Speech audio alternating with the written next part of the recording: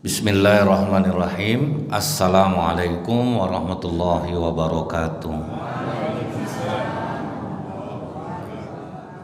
Innal hamdalillah nahmaduhu wa nasta'inu wa nastaghfiruh wa na'udzu billahi min syururi anfusina wa min sayyiati a'malina. May yahdihillahu fala mudhillalah wa may yudlil fala hadiyalah. Asyhadu an la ilaha illallah wahdahu la syarikalah wa asyhadu anna Muhammadan abduhu wa rasuluh. Allahumma shalli wa sallim wa barik ala hadzal nabiyil karim wa ala alihi wa sahbihi ajmain. Bapak-bapak pengurus masjid yang saya hormati, alim ulama, tokoh masyarakat, cerdik pandai, Bapak Ibu orang tua yang saya muliakan, hadirin hadirat yang semoga kita semua senantiasa dirahmati oleh Allah. Kembali kita mengucapkan alhamdulillahirabbil alamin, bersyukur kita kepada Allah. Allah tunda ajal kita sehingga kita masih bisa berkumpul di masjid ini. Semoga umur yang diberikan Allah ini diberkahi dan menjadi tambahan amal kebaikan insyaallah di akhirat kelak. Bersolawat kita kepada Rasulullah sallallahu alaihi wasallam dengan ucapan Allahumma shalli ala Muhammad wa ala alihi washabbihi wasallim. Semoga dengan diringankan Allah lisan kita ini bersolawat, kita mendapatkan syafaat di yaumil akhir kelak. Jumat minggu yang lalu kita sudah membahas tentang keajaiban sholat berjamaah, bisa memurahkan rezeki, kemudian banyak manfaat yang kita dapatkan. Tapi masih ada orang yang merasa sudah saya kerjakan apa yang dikatakan itu. Datang jauh sebelum masuk waktu sholat, dapat saf yang di bagian depan, kemudian sikap akhlak sudah baik, tapi mengapa saya ini masih banyak penderitaan, masih banyak diberikan musibah, masih banyak kekurangan rezeki, sakit yang tidak kunjung sembuh. Nah, jadi ada di dalam Al-Quran itu ayat yang tidak pernah berpisah Pak, satu sama lain. Setiap kali ada kalimat aqimis sholah, pasti di sebelahnya wa atuz zakah. Jadi takutnya kenanya di sini nih Bu. Sholat sudah dijalankan sebagaimana mestinya, yang di sebelahnya ini kurang dikerjakan Pak. Sementara inilah yang dapat membalap kekurangan dari amal-amal wajib yang kita lakukan. Contohnya Bu, Rasulullah mengatakan kepada Ibnu Mas'ud, wahai Ibnu Mas'ud, jangan pernah engkau lupakan kisah sepotong roti. Dan itu turun-temurun diceritakan oleh Ibnu Mas'ud. Kata Rasulullah dahulu, ini di kitab Imam Ibnul Qayyim Al-Jauzi rahimahullah, dalam kitab 500 rampai kisah orang soleh judulnya itu. Ada dahulu ahli ibadah yang beribadah selama 70 tahun nyaris tanpa dosa. Kuat dia beribadah nyaris tanpa dosa. Setelah itu Pak, tergoda dia dengan iblis yang berwujud wanita, sehingga dia berzina dengan wanita itu selama 7 hari. Nah, sampai sekarang nih berlaku nih Bu, kelemahan orang-orang yang taat ibadah, kurang-kurang dosa Pak, keperempuan inilah bahayanya Pak. Makanya kita ada mendengar Bu, seorang kiai mencabuli 6 orang santrinya, kiai menghamili santrinya, karena memang dia orang-orang yang kuat beribadah itu pula Pak, sering digelincirkan oleh iblis melalui perempuan. Misal macam kami ini nih Bu, datanglah ibu-ibu yang bermasalah rumah tangganya bertanya, Ustadz saya kan ada masalah sama suami saya, udah panjang lebar, tentu kita kasih jawaban Pak. Setelah 4 hari chattingan Bu tersebut nanti sama ibu nih, dia langkah bahagia ya Ustadz kalau suami saya Ustadz, kan berdentang juga jantung kita dibuat itu. Mau nyuruhnya bercerai rasanya gitu. Nah jadi ujian tuh itulah Bu, kalau orang-orang yang udah kuat ibadah macam bapak-bapak ini hati-hati lah. Di situ kadang iblis menggelincirkannya. 7 hari dia berzina Bu, menyesallah dia. Setiap kali dia mengingat dosanya, sujud dia, nangis dia, menyesal dia kepada Allah. Tiap kali melangkah ingat dosa, sujud langsung. Sampailah dia tertidur di rombongan, ada orang-orang yang sedang tertidur di jalan, nyeliplah dia di tengahnya itu Pak. Tidak berapa lama datang orang mengantarkan roti. Dikasihlah orang ini roti. Ada satu yang tidak dapat, Pak. Sementara dia bawa jumlah pas pula. Orang itu pergi, yang orang yang tidak dapat ini tentu kelaparan jadinya, Pak. Ahli ibadah yang berdosa tadi, Pak. Tidak jadi dia makan, Pak. Dikasihnya lah roti dia itu kepada orang yang kelaparan. Jadi kata Rasulullah, di akhirat ditimbanglah amalnya. 70 tahun dia beribadah ditimbang dengan 7 hari berzina. Ternyata hangus pahalanya yang 70 tahun itu. Tetapi ketika dosa zina yang 7 hari itu ditimbang dengan roti yang dia sedekahkan kepada orang yang kelaparan itu, ternyata lebih berat roti ini di sisi Allah. Dengan itu dia selamat. Tapi ini janganlah Bapak salah arti, Pak. Nanti oh gitu rupanya caranya. Berzina kita 7 hari, kasih orang makan sekali. Itu takut kita, Pak. Tapi begitulah, Bu, kekuatan sedekah bisa menghapuskan dosa. Ini yang dikatakan Rasulullah, Bu, ma min muslimin yutimu akhahu hatta yusbi'ah wa yaskihi hatta yurwiyah illa ba'adahu Allah ta'ala minan nar. Kasih satu orang makan orang lapar, kasih orang haus minum, tidak ada balasannya kecuali dijauhkan Allah dari neraka sebanyak 7 parit.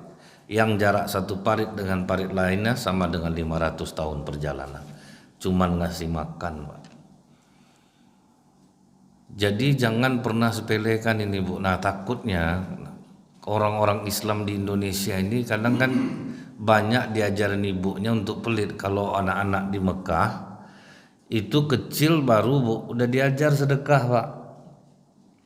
Bulan puasa ini bersusun anak-anak kecil itu di jalan, memberikan orang makanan untuk berbuka yang enak-enak. Dibujuk-bujuknya orang supaya ngambil. Kalau anak kita kan kadang kita larang, janganlah kau makan di luar lagi tuh, anak ibu apa tuh congok nanti habis makanan kau diminta. Jadi kita berbeda, Pak, dari kecil tuh diajar kikir. Nah, takutnya di situ kenanya tuh, Bu. Takutnya itu di situ kenanya. Nah, mungkin pernah kita ingat, Bu, terjadi di Indonesia nih bapak-bapak yang sangat dermawan, Pak. Dia punya prinsip siapapun yang sampai ke rumahnya minta tolong, berarti orang itu udah diutus Allah untuk nolong, untuk minta tolong ke dia. Menurut dia tidak ada yang kebetulan. Siapapun yang ke rumah saya minta bantu, harus saya bantu. Saking dermawannya bapak ini, Bu, terpikirlah oleh 3 orang perampok untuk merampok rumahnya, Pak. Pertama tegak-tegak di pagar rumah bapak nih. Keluarlah bapak yang dermawan nih, Pak. Dipanggilnya perampok tuh, Pak. Tuan-tuan, sini. Jangan di pagar, masuk ke dalam. Sepertinya tuan-tuan ini dari jauh, pasti belum makan ya. Betul, Pak. Silakan duduk dulu, tuan-tuan. Saya ambilkan minum. Disuruhnya pembantunya mengeluarkan minum. Kemudian siapkan makanan. Disiapkan makanan. Setelah makanan siap, Bu, dibawa elak perampok tuh ke dalam, Pak. Ayo tuan, masuk ke dalam, makanan sudah siap. Bapak Ibu janganlah amalkan yang ini bahaya nih, Pak. Kalau tidak sampai makom kita, saya yakin ini jangan pernah dicoba. Menyesal, Pak. Maka banyak orang sedekah itu menyesal akhirnya menuntut dia dibalikkan. Itu karena itulah. Dia tidak kuat, belum kuat langsung dia coba yang tinggi-tinggi. Dibawa masuk ke dalam, Pak. Sudah dihidangkan makanan yang enak-enak. Sebelum orang ini makan, perampok ini makan, didorongnya lah dari dalam kamar anak perempuannya pakai kursi roda, Pak. Anak saya ini dari kecil dia lumpuh. Doa musafir itu makbul. Jadi tolong tuan-tuan doakan agar anak saya ini diberikan kesabaran oleh Allah. Hendaklah minta sembuh, Pak. Diberikan kesabaran oleh Allah. Tolak-tolakan lah perampok. Kau lah berdoa. Aku mana pandai berdoa, sembahyang aja enggak. Udahlah doakan aja lah.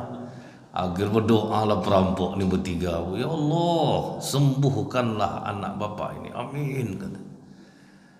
Makanlah mereka, Pak. Selesai mereka makan, Pak, kami izin duduk di teras. Oh ya silakan tuan-tuan. Duduklah di teras. Berkelahilah perampok tuh bertiga. Nggak tega aku tuh. Baik betul nih, hancur hati perampok ngadapi orang rajin-rajin sedekah tuh Pak. Pulang aja lah kita, gila kau, kita udah jauh kemari, biaya udah banyak. Akhirnya disepakati lah, kita merampok tapi jangan membunuh. Oke lah kalau gitu aku mau. Setelah itu apa kata bapak nih Bu? Tuan-tuan, kalau ngantuk kamar ada. Oh deh. Sekali ini tidak pakai linggis kita nih, aman kita nih. Nah masuk ke dalam. Begitu tidur malam bertiga orang ini keluar lah Bu.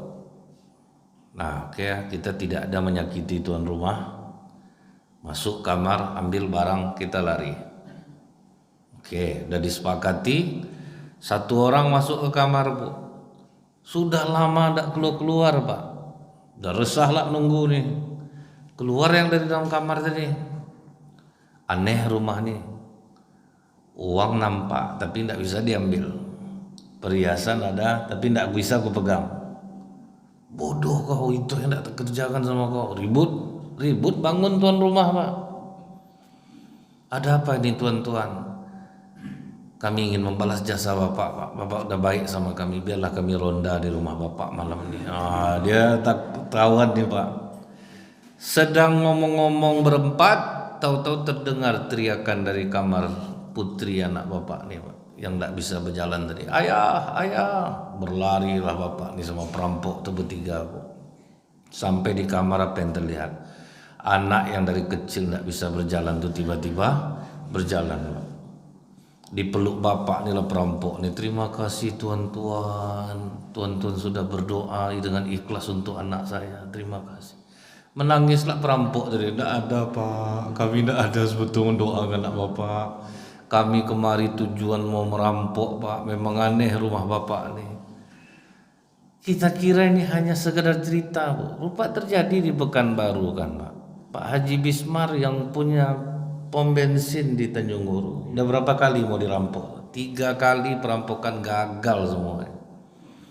Karena dia memang dermawan Pak.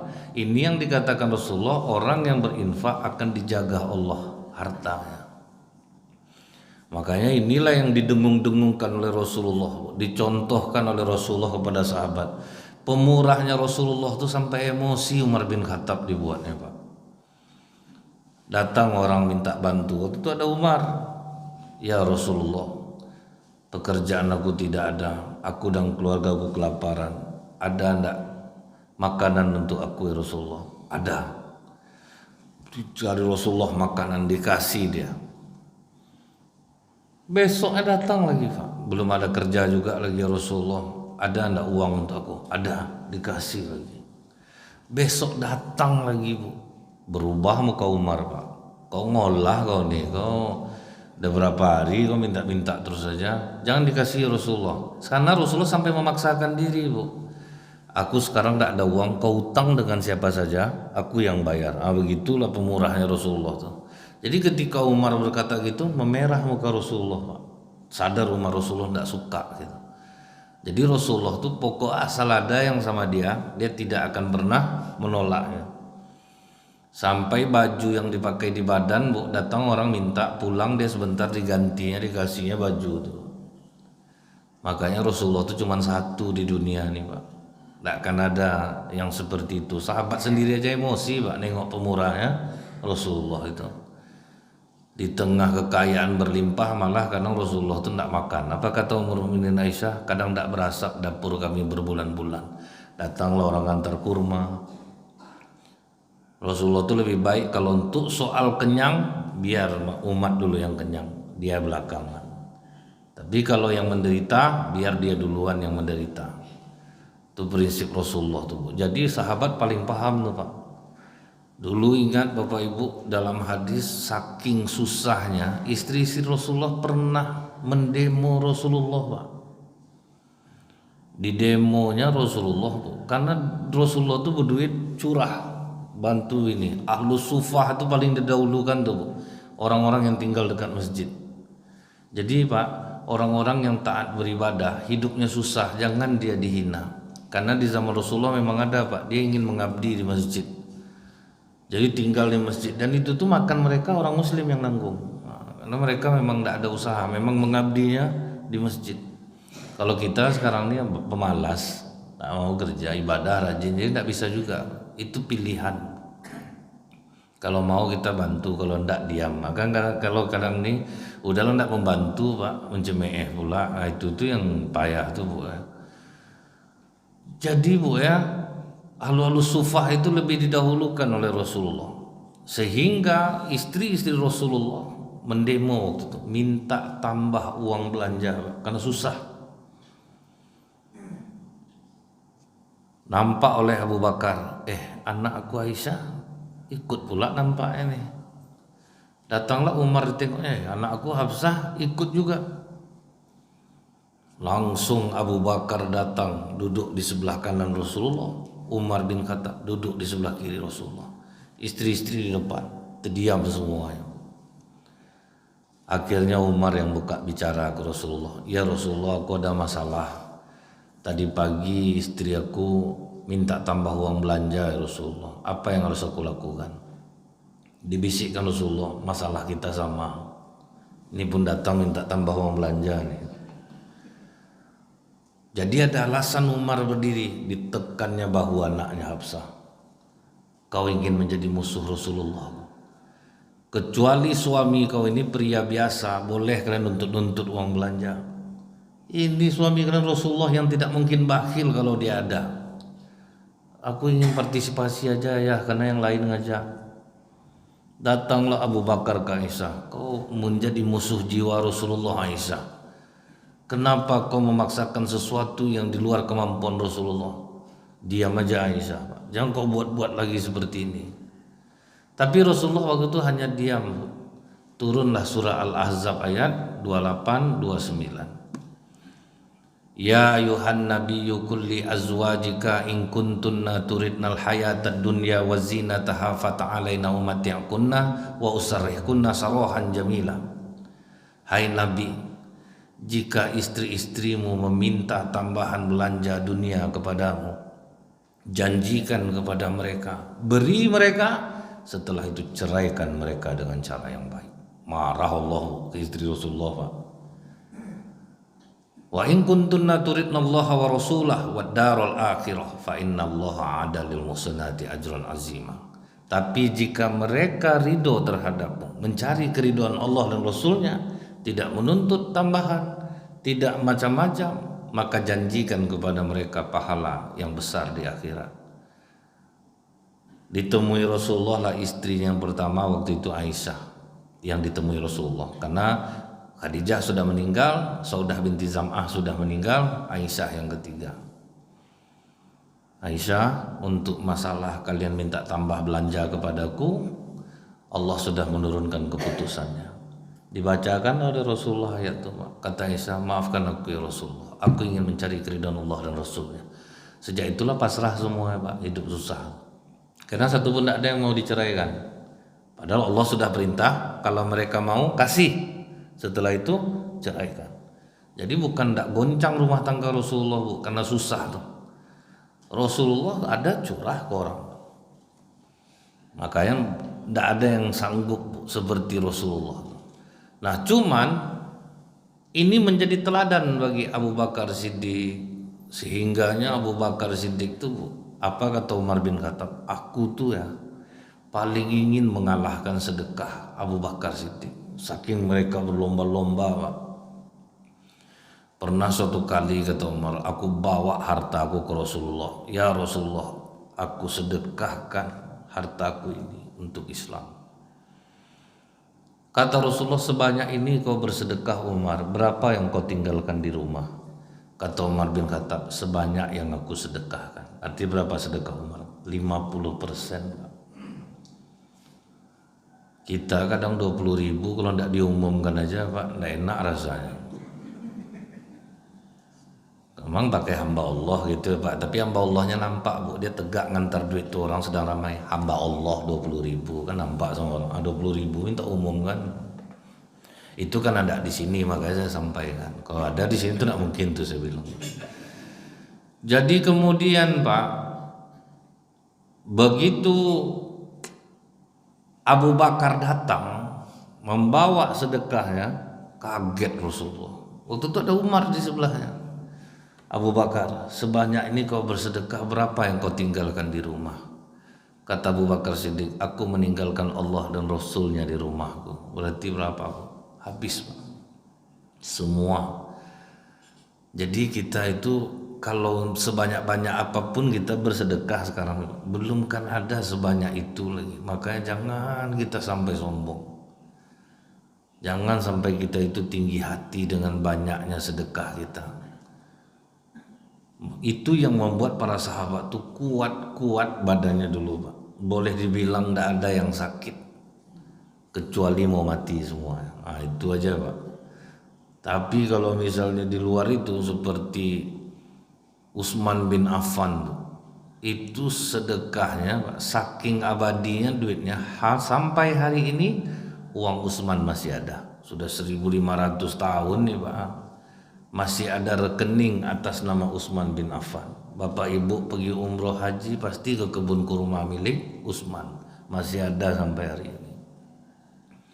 Itu hasil kebun Utsman tuh Bu ya, sampai sekarang separuh untuk parkir miskin, separuh dimasukkan ke bank rekening atas nama Utsman bin Affan. Karena uang itu semakin banyak, akhirnya dibangunlah hotel atas nama Utsman bin Affan. Nah, itu duit Utsman. Itulah jujurnya pemerintah Arab Saudi itu Bu ya. Jujur betul Pak. Pada orang udah lama meninggal, kalau didiamkan aja kan tidak ada yang tahu tuh Pak. Jadi Bu, apa sebab harta Utsman itu abadi Pak? Ada orang Yahudi punya sumur di Madinah itu, satu-satunya sumur yang mengeluarkan air cuman dia waktu itu Pak. Sehingga umat Islam payah mau butuh air beli sama dia Bu. Kesulitan lah umat Islam untuk masalah air Pak. Kata Rasulullah, siapa yang membeli sumur Raumah akan kujanjikan surga untuknya. Langsung tegak Utsman di lobinya orang Yahudi itu Pak. Mau ndak jual sumur kau ini 20.000 dirham? Sumur tanah jelek Pak, ditawar 1,8 M loh Bu. Terkejut Yahudi ini, kok mau membeli setinggi itu gitu. Jadi bagi sahabat tuh Bu, sengaja dikasih harga fantastis biar dilepas Pak. Orang Yahudi ini cerdik pula. Oh tidak, aku tidak jual. Aku biarlah sumur ini punya aku aja. Utsman bin Affan itu Bu, pedagang mulung. Apa kata Utsman? 20.000 dirham itu sumur ini bukan mutlak milik aku, gantian kita. Sehari punya aku, sehari punya kau. Kalau itu setuju aku. Akhirnya pas sumur tuh milik Utsman, disuruhnya orang Islam ambil air untuk 2 hari, karena besok sumur ini tidak lagi aku pemiliknya. Beramailah orang ambil air Pak kan untuk 2 hari. Itu pas giliran orang Yahudi itu kosong, tidak ada yang beli. Udah lama Pak, suntuklah orang Yahudi ini, tambah 20.000 dirham lagi Utsman, ditambah oleh Utsman 3,6 miliar beli sumur untuk kepentingan umat Islam. Nah maka sampai hari ini abadilah harta Utsman bin Affan itu Bu, dibuktikan oleh Allah. Ya tapi itu kan sahabat. Ada enggak orang Indonesia yang buat macam itu? Ada. Saudagar Aceh yang membeli tanah dekat Masjidil Haram Pak. Niatnya apa Bu? Bangun mes untuk jamaah haji Aceh supaya enggak perlu bayar hotel lagi, jadi lebih murah berangkat hajinya.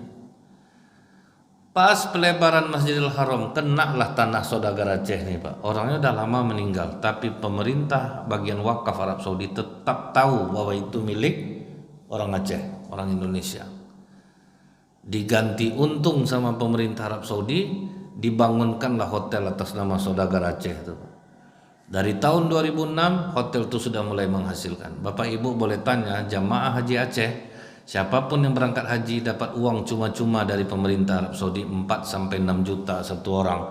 Hasil dari hotel orang Aceh yang sudah lama wafat. Boleh tanya ke orang jamaah haji Aceh Pak, dapat duit saku dari pemerintah Arab Saudi Bu. Uangnya masih abadi, orangnya udah lama meninggal. Bersambung terus Pak. Nah itulah yang akan memudahkan hidup Bu. Tidak mungkin lah kita udah rajin sholat, bapak udah rajin sholat jamaah, hidup susah, itu tidak mungkin Pak. Tidak mungkin Allah itu akan menganiaya orang-orang soleh. Cuman kadang kita di sisi itu kenanya kita Pak. Di sisi sedekah nih Bu kita tuh kena. Coba Bapak Ibu lihat di Mekah dan di Madinah, banyak dokter yang mengundurkan diri, banyak perawat yang tidak bekerja, rumah sakit mewah pasien kosong Pak. Itu gambaran aneh di Arab Saudi, rumah sakit rata-rata kosong, tidak ada pasiennya. Pas datang jamaah Indonesia lah Bu, hidup darah dokter di sana, ada kerja deh jadinya Pak. Karena orang Indonesia ini banyak bawa penyakit Pak. Sebab apa Bu? Pas ditanya sama orang-orang di sana, kalian apa ndak ada yang sakit? Mereka bilang ada.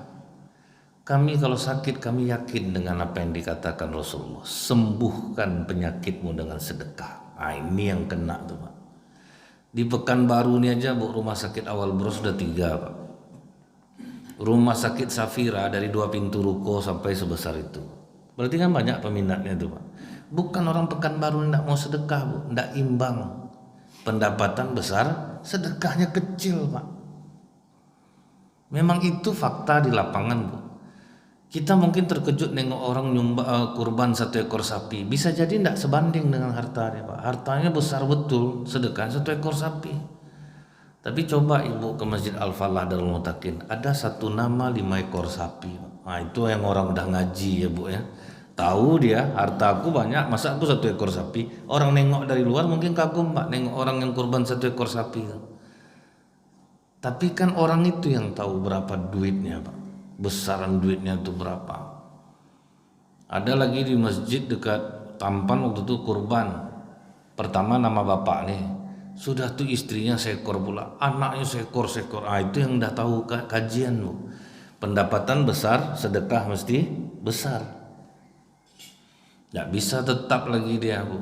Nah jadi di orang Indonesia ini Bu ya, kenapa banyak penyakitnya? Dia kalau berduit umroh dia tiap tahun. Saudara susah nggak dibantunya Pak. Masjid dekat rumah butuh bantuan nggak dibantu. Nah, itu kenanya. Dia kerjakan soleh secara pribadi, memikirkan dirinya sendiri. Tapi Bu, di Jalan Sakuntala ada namanya Pak Haji Hanafi, kontraktor listrik. Itu tiap tahun memberangkatkan seluruh 12 karyawan, 8 orang karyawan, pengurus masjid, ustadz, masyarakat. Pokok bukan dia aja yang berangkat Pak. Siapa masyarakat yang belum lagi berangkat? Siapa masyarakat? Jadi tidak soleh sendiri, maka sehat walafiat Pak. Jadi ini yang kita lihat faktanya Bu di lapangan itu, kenapa orang Indonesia ini banyak penyakitnya? Padahal dia rajin sedekah. Jawabannya tidak sebanding uang masuk dengan yang disedekahkan. Untuk merenovasi rumah ikhlas, habis ratusan juta Pak. Kadang ditipu tukang lah lagi. Nah, tapi bisa ikhlas. Untuk beli mobil ikhlas, beli sepeda motor ikhlas, beli HP ikhlas. Tapi salah masuk kotak infak di masjid Bu, lama menungnya Bu. Rencana ngisi 5.000 termasuk 50. Allah mau dia tengok kotak itu terus. Jadi kalau ada orang Pak habis ngisi kotak infak, temenung dia positif salah isi itu Bu. Terdiam dia misalnya habis ngisi itu Pak. Nah, itu faktanya Pak. Nah itu yang kenanya Bu. Jadi di rumah sakit itu apa kata dokter? 4 orang yang terbaring di rumah sakit, 1 mengidap penyakit EII. EII itu apa Bu? Emotional Induced Illness. Kalau ada ini di ciri Bapak Ibu, banyak-banyaklah sedekah. Maksudnya itu apa Pak? Bapak merasa sakit jantung, dicek jantung Bapak bagus, itu EII itu Bu. Rasanya kolesterol tinggi, dicek kolesterol bagus Pak. Rasanya asam urat, dicek asam urat bagus. Kecuali Pak dicek asam urat Bapak tinggi, itu beda Pak. Berarti memang Bapak sakit asam urat. Dicek Bapak sakit jantung, dicek rupanya memang jantung. Nah, berarti Bapak aman, Ibu aman. Tapi pernah enggak Bapak mendengar, udah saya cek darah bagus semuanya, tapi jantung ini enggak. Nah, itu hati-hati lah. Banyak-banyaklah buang duit ke masjid nih Pak.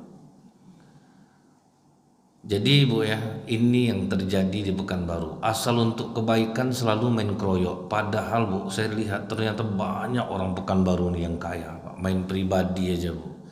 Yang membangun Masjid Al-Hakim Padang satu orang, Pak Haji Arnes yang punya Indonesia Tekstil sendiri. Betul banyak orang berduit Bu, cuman kita di masjid-masjid ini main keroyok terus saja Pak. Padahal dia punya power yang kuat. Masjid An-Namira satu orang bangun tuh Pak. Bahkan bangun masjid lagi beliau di Rimbo Panjang. Saya tanya ndak aja orang nyumbang Pak Ji, rugi saya. Itu kalau orang udah tahu keajaibannya Pak ya. Karena kalau ke masjid ini kan 700 kali lipat Pak. Dia ada sumbangan nih Bu, yang satu dibalas 10, tapi ada yang 700 kali lipat. Inilah jihad fisabilillah untuk masjid, WC masjid, jalan, sekolah. Jadi kalau orang udah tahu Pak, nggak mau dia Pak, keroyok sendiri Bu, nggak mau dia Bu. Masjid Abu Darda, masjid tanpa kotak infak satu-satunya di Pekanbaru Pak. Donaturnya tidak mau ada donatur lain. Itu tidak mau dia ada donatur lain. Dia sendiri membiayai masjid itu Bu. Security-nya dia pokoknya membiayai Pak. Tanpa kotak infak, berbuka puasa berapa banyak itu Pak. Dia sendiri yang nanggung. Tidak mau dia ada orang lain jadi donatur di situ Pak. Itu kalau orang sudah tahu. Tapi ketika kita tanya misal sama masyarakat di Mekah, di Madinah, bagaimana kalian menyembuhkan penyakit? Rupanya sedekahnya besar Pak kalau udah kena penyakit mereka itu. Jadi kami kalau ada sakit, kami sedekah lebih besar daripada biasanya. Ini saya ambil contoh Bu ya. Seorang ibu-ibu mempekerjakan tenaga kerja wanita Indonesia untuk mengatur obatnya. Dia kena kanker Pak. Jadi obat kanker pagi, siang, sore, malam. Tapi pembantunya ini Pak sering betul masuk kamar mandi. Kalau dari kamar mandi itu lama. Akhirnya ditanya lah oleh majikannya nih, kamu kenapa sering masuk ke kamar mandi dan kalau dari kamar mandi itu lama? Dijawab oleh pembantu ini, sebulan sebelum saya berangkat Nyonya, saya melahirkan anak laki-laki dan saya sempat menyusukannya. Jadi setiap kali bayi saya haus di Indonesia, dada saya mengeras. Sakit, makanya saya masuk kamar mandi, saya perah air susu saya. Itulah hubungan batin yang dikasih Allah kepada ibu yang menyusui bayinya. Kemanapun ibu pergi pasti tahu kapan bayinya haus, betul enggak Bu? Cuman semenjak banyak dikasih susu sapi ini, dada sapi yang mengeras sekarang Pak. Terasa sama sapi itu, anakku haus. Dia sebetulnya apa pakai susu bantu tuh Bu, tapi kalau itu aja itu bahayanya Pak. Karena kata Rasulullah, jangan makan daging 3 hari berturut-turut, bisa pindah sifat hewan itu ke kita. Siapa makan daging onta, hendaklah beruduk karena onta pendendam. Terbayang enggak Bapak Ibu, orang yang ngasih anaknya susu sapi dari lahir, pindah enggak sifat sapi itu? Makanya kadang dikasih tahu Bu, jangan main game juga besok sekolah, keluar lenguh sapinya Pak. Mirip betul. Cuman pakai kata-kata itu aja beda ya. Datang perempuan ini bilang, air susu kami tidak keluar Ustaz. Saya takut salah Pak. Saya tanya sama dokter anak di awal bros, dok ada ibu-ibu yang melahirkan yang tidak keluar air susu. Dia ketawakan dokter tuh saya Bu. Ustaz lah jelas tahu agama. Apa mungkin Allah sudah ngasih anak ke seorang ibu dan tidak memberi makanannya? Nah itu jawabannya Pak. Cuma kadang perempuan nih Ustaz tidak keluar air susunya Ustaz, takut dia anak ini dehidrasi. Padahal biarkan aja anak tuh mengisap terus pasti keluar. Nah cuman dia lebih hebat dari kita dokternya lagi Ustaz, dikasihnya susu bantu. Nah jadi itu jawaban dari dokter Pak. Mendengar pembantunya mengatakan itu Bu, menangis majikannya ini Pak. Apa kata majikannya ini? Hari ini juga aku carikan tiket untuk kau pulang ke Indonesia. Kau kontrak sama aku 1 tahun, baru kerja 1 bulan. Aku sedekah 11 bulan gaji kau untuk kau. Pak, itu besarnya Pak. Ini sakit diabetes, sedekah 10.000, panjanglah doa, mana bisa Pak. Tidak mempan Bu. Tidak mempan dia Pak. Mesti buang besar mesti buang tuh Pak. Padahal kita kalau udah diponis sakit Bu, ratusan juta pun kita carikan Pak. Rumah dijual, sawah dijual, ada sawit dilelang tuh Pak. Nggak ada kalau kita udah sakit tuh. Sebelum itu maka kata Allah sembuhkan, kata Rasulullah sembuhkan penyakitmu dengan sedekah. Akhirnya apa Bu? Perempuan ini pulang ke Indonesia dengan penuh kebahagiaan, membawa gaji 11 bulan, 1 tahun, kemudian ketemu sama anak, membahagiakan dirinya. Ibu ini pergi ke dokter, kankernya 0%, selesai penyakit kanker.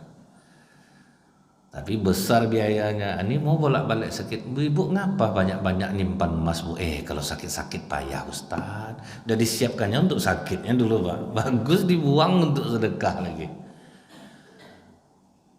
Nah jadi itu Bu. Satu lagi laki-laki di Madinah Pak. Dia kena gagal ginjal kronis. Dan ikhtiar tetap dilakukan. Dicarilah orang yang mau mendonorkan ginjalnya, dan ternyata Bu udah sepakat Bu. Dokter itu mengatakan ginjal donor bayarnya $11.000 untuk orang yang punya ginjal 300 jutaan. Udah disepakati harga, dan tidak pula sembarangan bisa Pak ginjal itu asal masuk aja, harus sama pula dengan diagnosa tubuhnya dulu. Ternyata yang sama cuman satu di Mesir. Bapak nih kebetulan berduit, ya udah kita berangkat ke Mesir. Sampai di Mesir ketemulah dengan dokter. Kata bapak nih sebelum operasi, bisa enggak pertemukan saya dengan yang mendonorkan ginjalnya. Dipertemukan Bu, rupanya anak perempuan umur 19 tahun. Ditanya bapak nih, kenapa mau kamu jual ginjal kamu? Saya yatim piatu Pak, adik-adik saya banyak. Jadi mana tahu dengan uang ini saya bisa membuka usaha dan bisa membiayai sekolah adik saya sampai selesai. Mendengar itu apa kata bapak nih Bu? Batalkan operasi, kasih 300 jutanya sama dia, kita pulang ke Madinah. Sedekah 300 juta. Pulang ke Madinah, masuk rumah sakit Bu, selesai masalah ginjal Pak. Oh kita itu kan di Arab Saudi, ada enggak di Pekanbaru kejadian itu? Itulah Bu, di rumah sakit tuh Bu ya. Ada ibu-ibu dia kena penyakit AII. Dokter dah berkatakan ada kena jantungnya Pak. Tapi dia kalau kena tuh parah. Kan aneh tuh Pak ya. Di medis enggak ketemu. Jadi rencana dokter mau dirujuk ke rumah sakit jantung harapan kita di Jakarta. Saya tanya sama dokter nih, kira-kira berapa habis Dok kalau orang yang seperti ini? Paling tidak 1,3 miliar selesai nih Ustaz. Habis nih. Udah dapat saya angkanya. Saya temui ibu itu. Ditengok dari tas yang dipakai ibu ini nampak memang orang kaya Pak. Tas Louis Vuitton yang harga 17 juta itu Bu. Perempuan nih Pak menandakan dia pakai tas original itu ketika berfoto Pak. Kalau diarahkannya ke kamera berarti itu original tuh Pak. Tapi kalau misalnya di samping itu semi premium. Tapi kalau Kak bentar Kak aku taruh tas aku dulu atau KW Pak. Itu aja nandakan ya Pak. Jadi kalau beda letaknya Bu, di badan dia beda taruhnya bagus-bagus atau berarti original. Dan suaminya sepatunya mereknya John Lobb. John Lobb itu 12.800.000. Berarti ini orang kaya raya. Pertanyaan saya ke ibu ini umum-umum aja Bu. Orang tua ibu masih hidup? Masih Ustaz. Tinggal mak saya. Ada enggak ibu sering mengunjungi mak ibu? Jarang. Itu sumber penyakit AII. Menyiksa orang tua dengan kerinduan. Tuh Pak, padahal sekarang telepon ada, video call ada. Terkecil aja tiba Bapak Ibu selesai hidup anak ibu dibuatnya. Itu ngerinya Pak. Karena ridho Allah, ridho walidain. Terkecil hati Bapak Ibu selesai hidup anak dibuatnya. Jadi tidak pernah mengunjungi emaknya. Karena alasannya emaknya udah tua, mulai cerewet, ceritanya itu gitu aja. Itu udah kena tuh. Pernah enggak ibu ngasih uang ibu, orang tua ibu belanja? Oh mama dapat pensiun dari almarhum papa Ustaz. Udah kena 2 tuh Bu. Bagi orang tua duit anak ini besar. Walaupun kadang atuk sama nenek lebih besar ngasih cucu daripada anak ngasih dia lagi Pak. Cuman uang anak ini tersebut kemana-mana. Kita tengoklah orang mudik ke Bukit Tinggi tiap tahun Bu. Yang dibawa dari Pekanbaru sekaleng roti kingguan tuh cuman Pak. Pulang dari kampung beras mamaknya 20 kilo selesai dibawa di Honda dia tuh Pak. Hasil bumi mamak penuh Honda tuh Pak. Tapi bagi emaknya Bu, roti kaleng itu yang diceritakan ke tetangga. Yang harta dia lebih banyak habis, tidak peduli dia. Ini tidak pernah ngasih emaknya. Saudara kandung ibu ada ndak yang susah? Ada Ustaz. Ada ndak ibu bantu? Pandai-pandailah Ustaz, mereka udah menikah. Ini kena yang ketiga Pak. Sedekah paling afdol adalah kepada saudara kandung. Wah, ini udah banyak nih Pak indikasinya. Kalau secara spiritual udah banyak kena ini. Pertanyaan saya agak sensitif sama ibu sama bapak, kata saya. Berapa penghasilan bapak satu bulan? Kalau ada perusahaan, ada sawit, ada kos-kosan, ada peternakan, kira-kira berapa? Dia bilang 600 juta satu bulan. Saya anggap potong 2 Pak, 300 juta. Tidak pernah ngasih orang tua, tidak membantu saudara. Tapi ibu ini udah haji. Nah, pokok untuk diri dia boros Pak. Untuk anak-anaknya dia boros, rumah bagus, mobil banyak. Jadi saya bilang sama ibu itu, saya udah nanya ke dokter tadi ibu, kalau penyakit ibu ini dirujuk ke rumah sakit jantung harapan kita di Jakarta, kena 1,3 miliar. Dan saya yakin ibu mampu membayarnya. Tapi kalau ibu mau nih, yakin dengan kata-kata Rasulullah, sembuhkan penyakitmu dengan sedekah. Nggak usah banyak Bu, 100 juta dari 1 miliar aja lah, 100 juta aja. Ibu kasih orang tua ibu, senangkan dia, kasih saudara kandung ibu, bantu masjid dekat rumah, santuni anak yatim, jamu fakir miskin. Coba ibu lihat nanti keajaibannya. Tidak usah jauh-jauh, yang dekat rumah ibu aja lah. Mendengar 100 juta tuh ngamuk ibu tuh Pak. Betaik mulut ustaz-ustaz. Saya lah ustaz gitu-gitu kan, pandai saya soal sedekah, macam-macam lah katanya. Bagi saya itu biasa Pak. Namanya nasihat tuh Bu seperti obat luka mengenai kulit, tersinggung orang Pak. Saya diam aja Bu, biarin aja dia maki-maki, marah-marah. Karena Bu ya, selembut apapun kita nasihati orang tetap dia akan tersinggung. Misalnya ketiak kawan ibu busuk Bu, itu selembut apapun ibu ngasih tahu dia benci sama ibu. Kak, akan dah lembut tuh Pak. Iya ngapa? Kakak jangan tersinggung ya Kak. Enggak, ngapa? Kakak terasa enggak kalau kakak ke masjid orang lari-lari dekat kakak? Iya ngapa gitu ya? Ini minta maaf betul Kak. Akan lembut tuh Pak.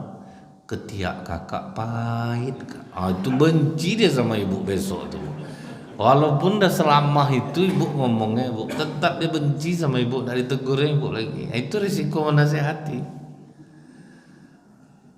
Cuman ingat Bu, ada adabnya. Kalau menasehati itu berdua. Kalau di depan orang tuh mempermalukan namanya Pak. Itu beda nasihat sama mempermalukan ya Pak. Misalnya gini Bu, saya sering ceramah, ibu ngomong, terus saya bilang, Bu yang di belakang tolong jangan bicara. Itu namanya saya mempermalukan ibu, betul nggak Bu? Itu bukan nasihat tuh Pak. Nasihat tuh ngomong berdua, itu baru nasihat. Nah ini kan saya, suaminya dia. Udah puas dia memaki-maki, saya tidak ada beban. Kecuali saya bilang, ambil duit ibu 100 juta, titip ke saya. Itu baru salah Pak. Kata ibu, orang macam saya ini bisa dipercaya soal duit nih? Tidak bisa juga Pak. Duit nih Bu, kalau sedikit ya haram Pak. Kalau banyak harum dia Pak. Payah Bu. Kalau sempat ke saya tuh Pak, selesai juga 50 juta saya buat. Maka saya tidak ada beban Pak. Enggak, salurkan sendiri. Kan bukan kita minta atau saya ada program ini, program itu. Enggak ada. Akhirnya suaminya membela Pak. Suaminya membela, selesai. Istri dan suami ini pulang. 5 hari kemudian ibu tuh nelfon saya dengan nada yang sangat ramah. Assalamualaikum Ustaz. Waalaikumsalam. Saya minta maaf Ustaz, sudah kasar, sudah memaki-maki. Biasa tuh Bu, namanya orang tersinggung ya pasti apa aja diomongin lah. Apa kabar sih Bu? Alhamdulillah Ustaz, udah plong jantung saya sekarang. Apa yang Ibu lakukan? Rupanya besoknya tuh dia ambil uangnya di bank 130 juta. Kemudian yang 30 juta dikasihnya ke emaknya. Bapak Ibu bisa terbayang enggak? Emak yang enggak pernah dikasih duit tahu-tahu dikasih 30 juta, Pak. Uang itu diletak emak di atas kepala, Bu. Ya Allah, ampuni dosa anak aku ya Allah. Angkat penyakit anakku. Langsung pengaruh ke jantung saya, Ustaz. Macam ada yang lepas sumbat di jantung saya ini. Karena emaknya doanya ikhlas Bu, imbang Mbak, 30 juta masalah. Jadi sesuai jumlah Bu. Jadi sesuai jumlahnya Pak. Jadi misalnya gini Bapak Ibu ya, Bapak Ibu ngundang orang makan ke rumah, hajat kita naik rumah baru, suami dapat jabatan, kasih makanan yang jarang ditemui di rumah masyarakat Pak. Udang galah, itu jarang ditemui itu Pak. Gulai kambing, ikan kakap besar tuh Bu. Yang jarang-jarang Ibu hidangkan, perhatikan tangan orang berdoa tuh di atas semua tuh Pak. Amin ya Allah, ditengoknya juga udang tuh Pak. Amin ya.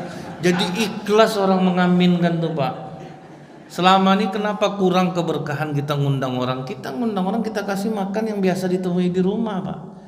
Perhatikan tangan orang berdoa Bu, di atas lutut semua Pak. Amin ya Allah. Amin. Kadang sambil ngomong lah berdua, nyesal lah kemari kita bang ya. Aku kau tahu ini di rumah enak lah aku. Gimana doa tuh mau sampai ke langit Bu? Jadi harus imbang Pak. Besar permintaan kita ke Allah, besar juga kita mesti buang. Besar penyakit kita, besar juga kita buang. Setelah dia kasih emaknya 30 juta, adiknya ada yang dapat 15 juta, ada yang dikasih 20, ada yang dikasih 7,5, disumbang, selesai problem dia Pak. Di rumah sakit itu yang banyak sekarang Pak. Takutnya mungkin salah satu di antara kita mengalami itu Pak. Kalau ada mengalami ini rasanya Bu ya, merasa sakit jantung dicek bagus, merasa kolesterol dicek bagus. Buanglah harta banyak-banyak. Nggak usah jauh-jauh Pak, masjid kita nih ada. Hajar ke masjid ini sejadi-jadinya. Niatkan untuk kesembuhan penyakit. Karena nggak mungkin Bu Allah tuh mau menganiaya hamba-hambanya, itu nggak mungkin Bu. Nah jadi inilah problem sekarang ini Bu ya. Kenapa di rumah sakit itu banyak pasien? Rumah sakit umum banyak pasien. Rumah sakit Safira banyak pasien. Awal terus 3 penuh 3-3-nya Pak. Selalu ada pasien. Ini kalau sempat orang tidak mengubah ini Bu, yang menyembuhkan penyakit dengan sedekah, berat beban rumah sakit Pak. Rumah sakit tuh Bu ya, nagih ke BPJS 3 miliar, itu yang dibayar 1,3 Pak, 1,5, separuhnya. Jadi berat beban rumah sakit jadinya. Kalau tahu orang dengan penyembuhan seperti ini Pak, mungkin tidak seramai itu rumah sakit tuh Bu. Nah ini yang banyak terjadi. Nah orang banyak Pak kesulitan rezeki, susah. Padahal Rasulullah mengatakan Bu, pancing rezekimu dengan sedekah. Itu yang harus kita pertanyakan Pak. Susah dapat kerja, susah berduit, takutnya kita pelit. Kami ustadz-ustadz ini aja Pak, kadang banyak hidup susah. Saya kadang-kadang dengar cerita kawan susah tuh bingung saya Pak. Kadang saya bilang kita nyuruh orang sedekah, kita sedekah enggak? Kadang kan kita ini nyuruh orang sedekah aja Pak. Lewat kotak infak misalnya sebelum tarawih itu Bu ya. Macam-macam bodoh semua Pak. Pura-pura nelpon lah Ustadz nih, pura-pura apa nah. Di situ aja banyak kami kena nih Bu. Kadang ceramah berinfaklah dengan harta terbaik kita Bapak Ibu. Sedekahkan apa yang kita cintai, jangan kita pelit. Rupanya anak Ustadz ini dengar Bu, terbayang deh bapak aku ini cinta betul sama yang bangkok di rumah tuh. Disedekahkannya yang bangkok bapaknya. Pulang ceramah tengok yang bangkok enggak ada Pak. Mana yang bangkok bapak? Udah saya sedekahkan. Kenapa kau sedekahkan? Bapak kan bilang sedekahkan barang yang dicintai. Ingat aku bapak cinta sama yang bangkok. Kaji itu untuk orang nak, bukan untuk kita. Itu yang banyak tuh Pak. Jadi saya mulai koreksinya dari diri kita dulu Pak. Ini Bu ya sebetulnya tidak bagus menceritakan diri sendiri. Begitu COVID Itu semua masjid tutup Pak. Tidak ada ceramah Bu. Banyak ustaz-ustaz mengeluh, sedih apa. Yang saya lakukan apa waktu itu Pak? Mengosongkan rekening saya untuk sedekah. Keadaan genting macam itu tuh Pak, saya kosongkan rekening waktu itu Bu. Rupanya ada aplikasi Zoom meeting muncul beberapa hari kemudian Pak, waktu Covid. Ada aplikasi Google Meet. Saya ceramah seperti biasa Pak, hanya dari rumah Bu. Jadi memang betul-betul dahsyat pertolongan Allah tuh Pak. Masjid semua tutup, rupanya orang tetap ceramah Bu. Kita tinggal duduk di rumah, tetap ceramah. Dan saya banyak mendengar ustaz-ustaz lain, waduh payah sekarang, ini udah ngeri, ini beban udah berat. Alhamdulillah saya tidak mengalami sama sekali waktu itu. Jadi rupanya itu yang kata Rasulullah